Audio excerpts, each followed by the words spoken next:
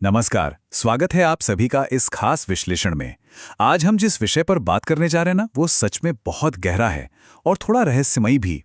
हम बात कर रहे हैं 12वीं सदी के महान सूफी संत बाबा फरीद और उनके संपूर्ण सत्य की। देखिए, ये कोई आम बायोग्राफी या जीवनी नहीं है, बल्कि ये आत्मा के उस सफर की कहानी है जहां इंसान अपने अहंकार से निकलकर प्रेम की तरफ और प्रेम से परम शून्य की ओर बढ़ता है। उनकी बातें ना किसी बाहरी धर्म या आडंबर से ज्यादा हमारे अंदर की जागृति के बारे में है। तो चलिए इस सफर पर साथ चलते हैं। अब आगे बढ़ने से पहले जरा 1 मिनट के लिए सोचिए। क्या होता है जब इंसान की शारीरिक भूख तो मिट जाती है, लेकिन जो दिमाग की भूख है वो कभी खत्म ही नहीं होती? मतलब हमारी इच्छाएं, हमारा लालच, हमेशा और ज्यादा पाने की जो चाहत है वो शांत क्यों नहीं होती? सूफी रहस्यवाद का सीधा संबंध इसी इंसानी मनोविज्ञान से है। ये सवाल ना सच में हमें अपनी ही अंतहीन इच्छाओं के बारे में गहराई से सोचने पर मजबूर कर देता है। तो चलिए सबसे पहले बात करते हैं मिठास के खजाने की, यानी गंज ए शक्कर के। आपने शायद वो मशहूर किस्सा सुना हो। कहा जाता है कि बचपन में बाबा फरीद जब नमाज पढ़ते थे ना, तो उन्हें अपनी इबादत की चटाई के नीचे शक्कर मिलती थी। अब सवाल यह है, क्या वो सच में खाने वाली शक्कर थी? असल में सूफी परंपरा में हर चीज का एक गहरा प्रतीकात्मक अर्थ होता है। जब कोई साधक सच्ची प्रार्थना में पूरी तरह डूब जाता है, तब उसके अंदर की कड़वाहट और गुस्सा पिघलने लगता है, और फिर हमारी चेतना में जो एक नई मिठास जन्म लेती है ना, असल में वही शक्कर है। ये कोई बाहरी मिठास नहीं, बल्कि हमारे अंदर की करुणा, विनम्रता और एक बिल्कुल साफ निर्मल दिल का प्रतीक है। जरा उस दौर के बारे में सोचिए। दुनिया भर में बाहरी सत्ता और साम्राज्यों की जंग चल रही थी, लेकिन ठीक उसी वक्त सूफी संतों ने समाज को एक बिल्कुल नई दिशा दी। उन्होंने शांतिपूर्ण आध्यात्मिक तरक्की को चुना। जो पुरानी रूढ़िवादी सोच थी ना, उसे दरकिनार करके उन्होंने पूरी दुनिया को प्रेम और नैतिक शुद्धता का संदेश दिया। मतलब दुनिया पर राज करने के बजाय उन्होंने सीधे लोगों के दिलों को जीतने पर जोर दिया। अब हम आते हैं उनके दर्शन के सबसे भावुक हिस्से पर, यानी पिघलते प्रेम का मार्ग, जिसे हम इश्क कहते हैं। मशहूर सूफी का वाली जानी दूर गए के बोल तो शायद आपने सुने ही होंगे। हे प्रिय, केवल तुम्हारी याद कभी नहीं मिटती, दुनिया में बाकी सब कुछ भुला दिया गया है। कमाल की गहराई है इन शब्दों में। ये असल में ईश्वर से दूर होने का उस विरह का दर्द है। और पता है, ये तड़प कोई आम दुख तकलीफ नहीं है। सूफियों के लिए ये वो आग है जो हमारे हृदय को तपाकर पूरी तरह से शुद्ध कर देती है। तो यहाँ समझने वाली सबसे जरूरी बात यह है कि सूफी रहस्यवाद में ये जो शब्द है ना, इश्क, ये किसी इंसान से रोमांटिक लगाव नहीं है, बल्कि ये तो वो धधकती हुई आग है जो हमारे इंसानी अहंकार को, हमारे ईगो को पूरी तरह से जलाकर राख कर देती है। ये जो विरह है, ये आत्मा की प्यास है, और इस प्रेम का आखिरी मकसद ही उस मैं को मिटा देना है जो हमारे और परम सत्य के बीच दीवार बनकर खड़ा है। इसी के साथ हम जुड़ते हैं एक और गहरे प्रतीक से, लकड़ी की रोटी और भूख। बाबा फरीद अक्सर अपनी फकीरी में एक बहुत ही दिलचस्प तुलना करते थे, हमारे शरीर की भूख और हमारे मन की भूख के बीच का फर्क। देखिए, शरीर की भूख बहुत लिमिटेड होती है ना? 2 रोटी या साधारण से खाने से पेट भर जाता है। लेकिन जरा अपने मन की भूख को देखिए, ये तो बिल्कुल अनलिमिटेड है। मन को हर पल इज्जत चाहिए, एक नई पहचान चाहिए, पैसा चाहिए और बहुत सारा सामान इकट्ठा करना है। सच तो ये है कि जब तक इंसान की ये जो मानसिक भूख है ना, ये शांत नहीं होती, तब तक सच्ची शांति मिलना बिल्कुल नामुमकिन है। इस बात को समझाने के लिए बाबा फरीद का एक बहुत ही मशहूर कथन है। वो कहते थे, मेरी रोटी लकड़ी की है और मेरी भूख मिटाने के लिए यही काफ़ी है।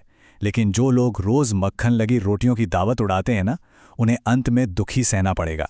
असल में वो अपनी कमर से एक लकड़ी की रोटी बांध के रखते थे। अब आप सोचेंगे ये क्या बात हुई, पर यह कोई दिखावा नहीं था।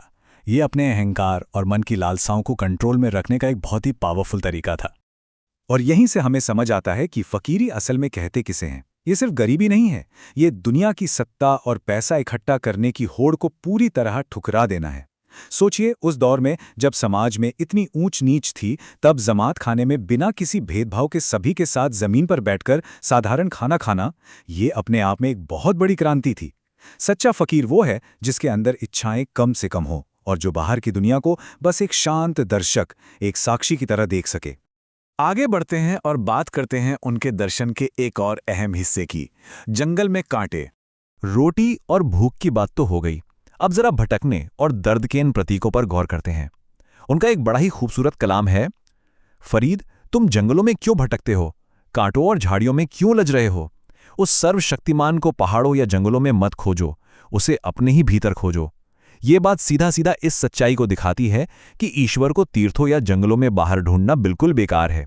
परमात्मा तो हमारे ही अंदर, हमारी अपनी चेतना में बसता है। अब ये जो कांटे हैं ना, सूफी दर्शन में इनका अर्थ बहुत गहरा है।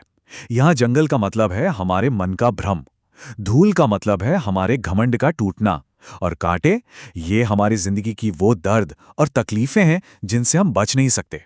और सच कहूं तो यही तकलीफें हमारे अहंकार के भ्रम को चकनाचूर कर देती हैं। एक सच्चा साधक कभी भी दर्द से दूर नहीं भागता, बल्कि वो उसे अपनी इस आध्यात्मिक यात्रा का एक बहुत जरूरी हिस्सा मानता है। इस यात्रा में थोड़ा और आगे बढ़ते हैं, मृत्यु, अहंकार और मौन की तरफ। एक बिल्कुल गहरी शांति। यात्रा के इस पड़ाव पर आकर ना, बाहर का सारा शोर एकदम कम हो जाता है। एक अजीब सा सन्नाटा छा जाता है। देखिए, शरीर की मौत तो एक आम बात है, वो तो सबकी होनी है, लेकिन जीते जी अपने अहंकार, अपने ईगो की मौत हो जाना, ये दुनिया में सबसे दुर्लभ है। सूफी परंपरा में इसी को फना कहा गया है। ये वो स्टेट है जहां हमारा मैं, हमारा वजूद धीरे धीरे पूरी तरह मिट जाता है और आखिर में बस एक शुद्ध पवित्र साक्षी बाकी रह जाता है।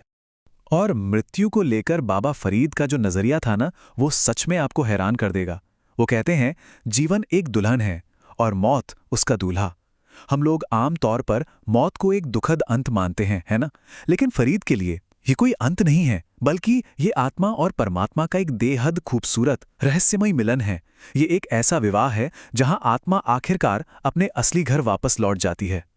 लेकिन अब सवाल यह है कि इस मिलन की तैयारी कैसे हो? तो इसका सबसे जरूरी साधन है मौन। और यहां मौन का मतलब सिर्फ होंठों को सिल लेना या चुप रहना बिल्कुल नहीं है।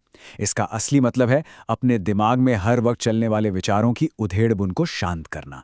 जब हमारे अंदर का शोर और मानसिक उथल-पुथल एकदम थम जाती है ना, बस तभी हमें वो दिव्य रूबी आवाज सुनाई देती है। बाबा फरीद की पूरी साधना का केंद्र ही यही मौन था, उस परम सत्य तक पहुंचने का इकलौता दरवाजा। और इसी के साथ हम आते हैं इस चर्चा के अंतिम पड़ाव पर, संपूर्ण सत्य।